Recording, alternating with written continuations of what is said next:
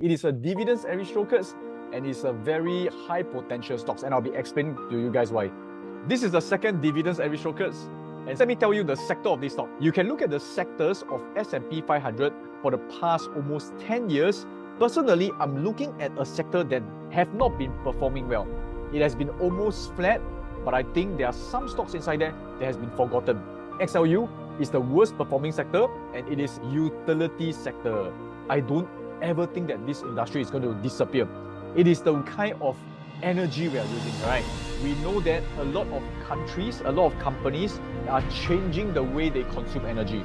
It is green energy, renewable energy, because we realize that if we do not protect our earth, we are going to destroy it. I want to say that it's time for us to do our part, and it's good to invest into these kind of companies as well. The renewable energy consumption worldwide is increasing very sharply. Can you see? It's almost like exponential. It's almost like Warren Buffett's portfolio going up. Every single time there's an election, a lot of the government, they realize that young people are aware and they are interested in the environment. So they are pushing the initiative. I do hope that the government, they themselves also realize it's something important, not just for the sake of votes. They are also enforcing listed companies. You must have certain credits in order for your company to not get fined. They are enforcing it worldwide. So what does this mean? It means that the investment into renewable energy is getting higher and higher. In fact, record high in 2023, 358 billion, and for the first time ever, it crossed trillions of dollars. So there are quite a number of companies, in my opinion, they are going to benefit a lot from there. By 2030, I was reading, we need to hit about 4.5 trillion in terms of investment. This investment is not going to go inside the bank. It's going to be investing into companies that create and deliver these energies. I do hope that this happens, because otherwise it's going to be warmer and warmer. Then we may consider investing in aircon companies instead, because global warming is happening. So what is the company I'm looking at? It's a utility company. It's a dividend aristocrat. It has been around for more than 20, 30 years. It used to be a traditional utility company, and it has transformed itself into a renewable giant. It is called NextEra. Let me go back to their main business model. They are still doing traditional utilities, 70% of it. They are serving mainly in Florida. Florida is one of the fastest growing states and is one of the top 20 biggest economy on earth. In terms of clean energy, they are a very strong leader, and their results is amazing.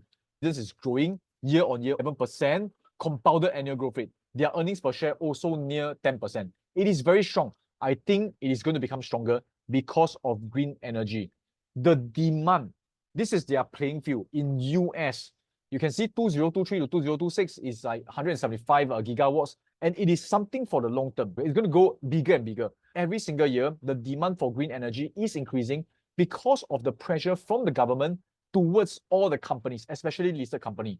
They are only focusing on Florida, but Florida itself is already the 16th largest economy in the world.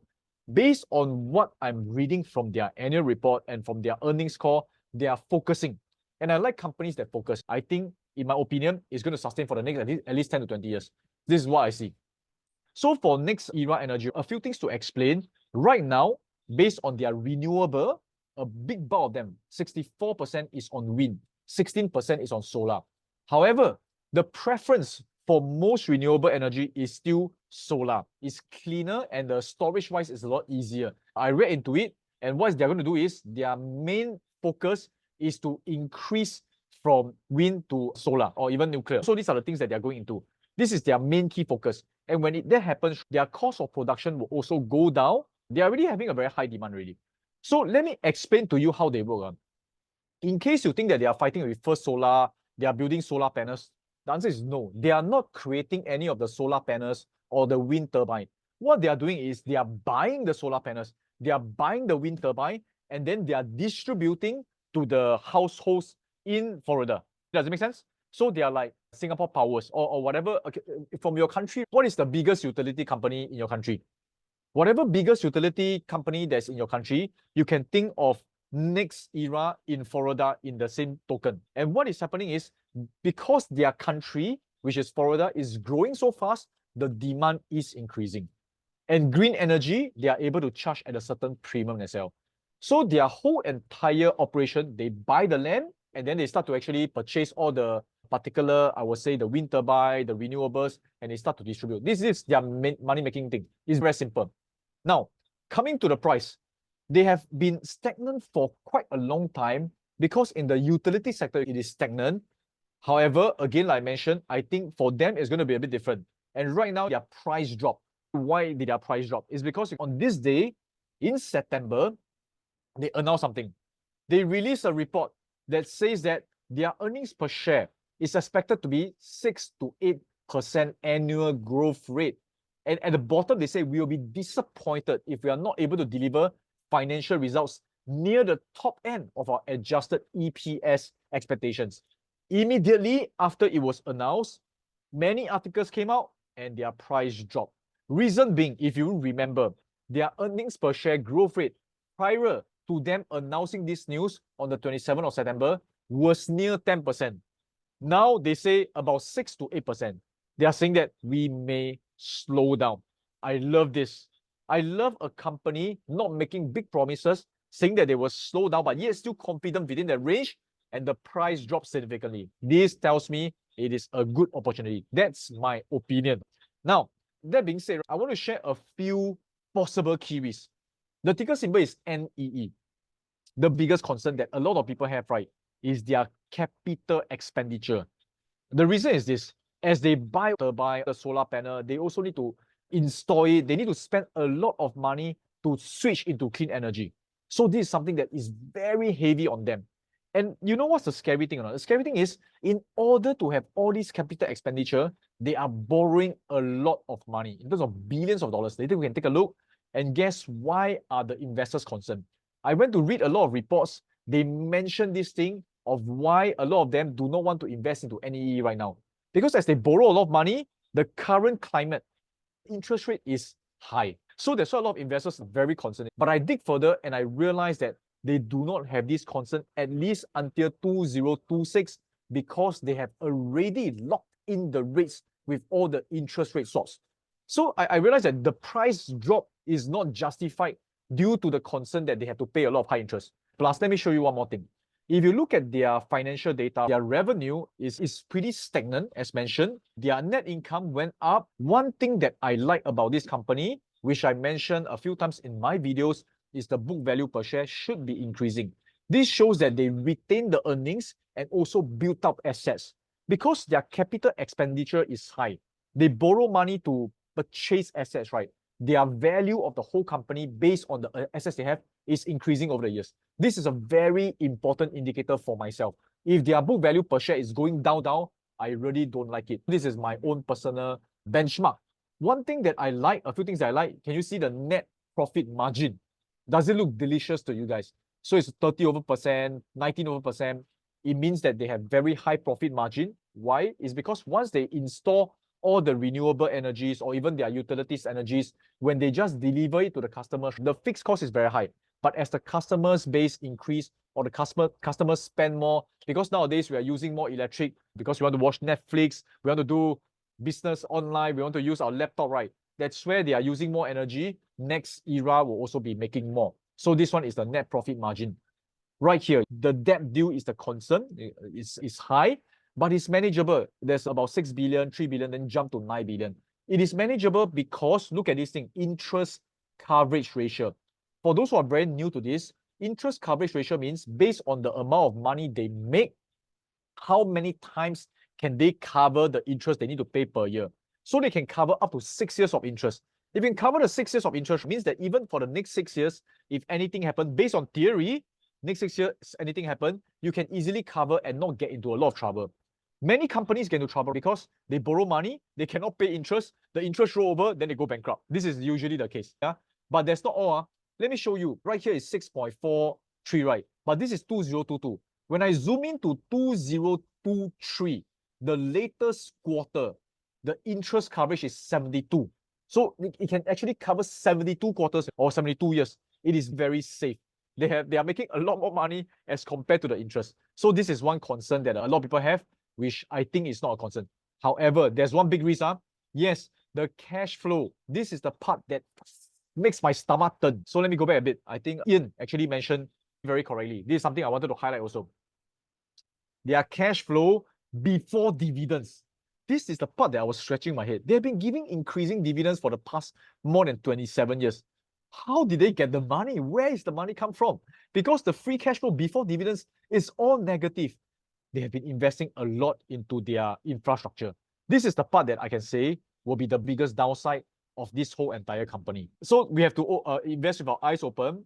I don't think that eventually the company will just go bust because they still have a lot of government support. They have a lot of subsidies because of clean energy. Not sure whether it's sustainable, but once they build out the infrastructure for the next, I would say they mentioned they want to actually ship until 2023, which is for the next 6 years. Once that's done, I expect the capital expenditure to be lesser. It will still be high because they need to maintain, but not so much of a, still need to buy a lot of assets, still need to buy a lot of turbines and renewables. So free cash flow here, very uncomfortable. Can you see? Now, I want to put your attention to cash from operating activities. Cash from operating activities is very healthy. So what it means is they have the ability to make money very well.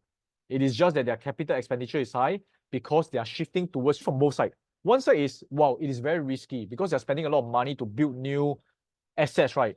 Another way that you can look at it is reasonable because they are traditional utilities company. If they don't invest, they are just a sitting duck waiting to die. People need renewable, they don't have, that's it. However, now they have a lot of consumer. Their database is the largest in Florida. They are the king in Florida. So database is there already.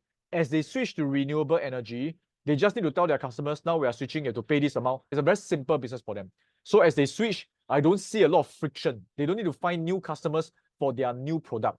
They just need to go to their same old customers and say, this is the new product, it's better for the environment, pump, switch. In my opinion, I think it's situated to be able to weather all this negative cash flow. Of course, there's both sides of the coin. Again, I'm not saying that's a good sign. We have to acknowledge that it's not a good sign for free cash flow. I would rather see positive free cash flow. But I can understand why. Even when I invest, I'm not going to take a very big stake in this. This will be a small portion, and I'll consider it even a wild horse, a flying giant wild horse. Very big company with potential to grow. This is my opinion. So thanks for the comment as well. Interestingly, I'm glad that you guys see that. In terms of valuation, because of the dip in their price due to their announcement, right now, I use a very simple. I wouldn't recommend doing dollar averaging on this unless you set aside 5% budget to buy this stock and your 5% is, let's say, $100,000. Typically, just take a small stake and that's it. Just put and then set and forget and then go for the next stock. I rather initially, especially if you're very new to investing, build portfolios with multiple stocks. I know that it is not the best way to build wealth, but I think it's the best way to get started to learn without getting into a very big major drop and then wipe out your account and you feel scared. So I want it to be sustainable investing initially. This is my opinion. For valuation wise, right now the price to book ratio is 2.63. Traditionally, for the past since 2019 onwards, is 3 point something, 5 point something. Last time it used to be 2 point something. Average 3.64. Now I like to look at compared to 5 years average. If it's lower, I think it's a good entry. Plus one more thing, look at the dividend yield. The dividend yield may be manufactured. I'm aware of that because they don't have a lot of cash to give, but they are still giving dividends based on a manageable interest rate. Not very comfortable, but in terms of valuation, it says that this current stock is cheaper than before. It is relatively cheaper. So this is the idea of NextEra Energy. Very short presentation to give you guys an insight. I will purchase into this stock for one reason. I believe in the demand for clean energy. And when I want to invest in clean energy, there are two ways I do it. Number one, I go for the biggest, the strongest, because they have a lot more cushioning. Number two, we can also consider ETF. So these are the two things. If you guys learn something and you think that you may want to consider NextEra, right? Later, I'll put a poll in our Telegram group. Let me know what you think. Yes, I will invest now. No, I will wait, or I will not even touch it. So again, just to remind you guys, the reason for this is based on the technicals, based on the charts. I'm not an expert in charting, but it looks pretty decent. It looks like it is recovering. It has gone down. Maybe at least when we invest, I will aim for back to their all-time high and that's it. But for me, I believe in long term. I'll probably buy this stock, put it in my portfolio, hold it there for the next 10 years, and that's it. So this is my opinion. Final thing is this, I do a quick summary. This company is a utilities company with a big portion transforming into renewable where there's a high demand. There is a potential that they may even expand outside Florida, but there's no mention of it. I was reading seeing whether they want to expand. No, they want to focus on further and keep making themselves more efficient, which is fine. So don't expect them to maybe grow 10 times, 20 times, but I think they are able to grow at least back to their all-time high. So this is my opinion. All right. Right now, the price is, let's see, right now the price is about $59. My opinion, again, please do your own due diligence. I think it is a pretty good time to enter. The exciting portion is here, earnings coming. For me, I don't really, it's based on your philosophy. For me, I'm just going to purchase, earnings come, if it goes up, it goes down. This is my opinion. I'm just going to take it as it is. Now, finally, I do hope you have enjoyed this Dividends Wednesday where we talk about dividends average shortcuts. The whole entire stock report, I've already written a stock report. It will be inside the free resource library. I'll put the link later inside the Telegram group. You all can go and read. Let's discuss more inside the Telegram group. And also the upcoming events. Every Wednesday, there will be dividends average shortcuts. For those in the AI club, in the Super Investors Club, all the options and things are coming. And again, reminder, why are we doing this? It's not just to listen, feel good, and feel like, hey, yesterday I listened to this webinar and tell your friends about it. No, the whole idea is to start building. I'm not supposed to recommend any stocks, but if you think that NextEra is good, or last week we talked about Stanley Decker & Black, which is the tools company, if it's good, just accumulate a bit, just build your portfolio and move towards level 7 of superhumanitarians. The reason we are doing this is we want to build wealth, to give wealth, and we want to bring everybody to go build schools together. All right, so this is all I have to share. I'll see you guys inside the Telegram group and we can discuss a lot more there.